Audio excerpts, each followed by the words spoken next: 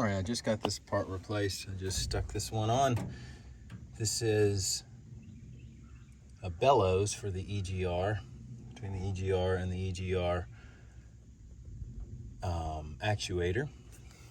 So anyway, got the new bellows on there. The old bellows is right here.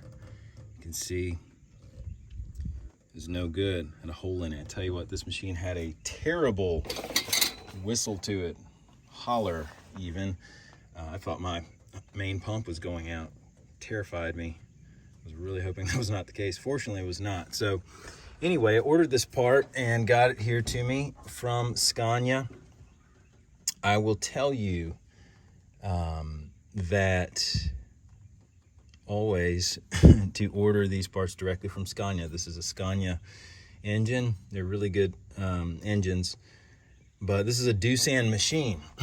And I called Doosan to find out if they had this part, what it would cost, out of curiosity.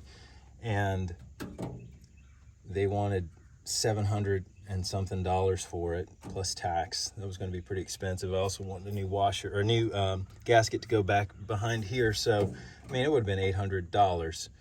So I called Scania, and they shipped this part to me from Arizona. Instead of paying almost $800, including the overnight shipping from Scania, it only cost me $520. So the part was $400 and something bucks. Tell you what, I've learned a lesson for, well, I've always known this lesson with dealing with Doosan. Great company, great machines, but goodness, make sure that you go directly to Scania for anything for the engine. Other things that I did to this, at the same time, I was getting a code for low knock sensor reading on my low side, and so, or excuse me, my upstream side. So we replaced both these knock sensors. I had a mechanic come out here and do this because he needed to plug into the machine with his computer. Otherwise, I would have just done it myself. Once again, though, this part from Doosan, Scania motor, Scania parts, but I called Doosan out of curiosity. $2,100 per Knox sensor. I was not going to pay that. Just no way. Especially when I look online and I see that Cummins and some other brands, just in general, their Knox sensors are between 200 and something to 400 and something bucks. So I just knew there's no way for the exact same Knox sensor. The only changes in this are really the plug-ins from this and other manufacturers. So there's no way that part cost $2,100.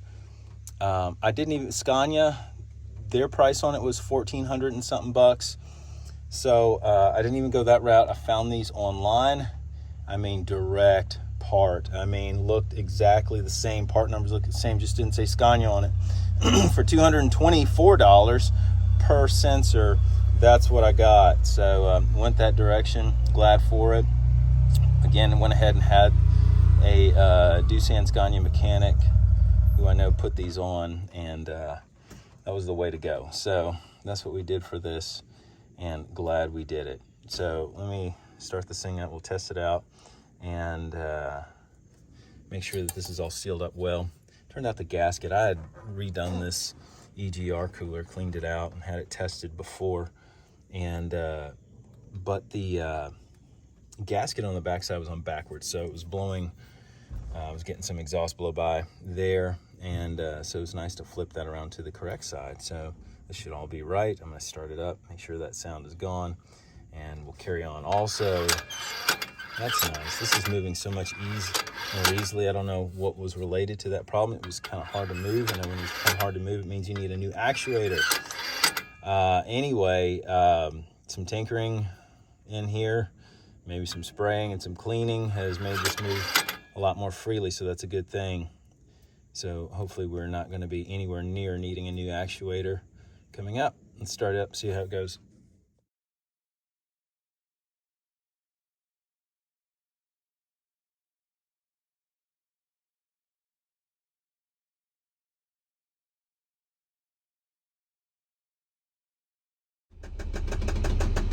Okay, started.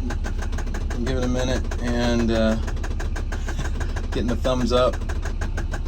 I'm I'm gonna rev it up here. Up to our working RPM, see what it sounds like.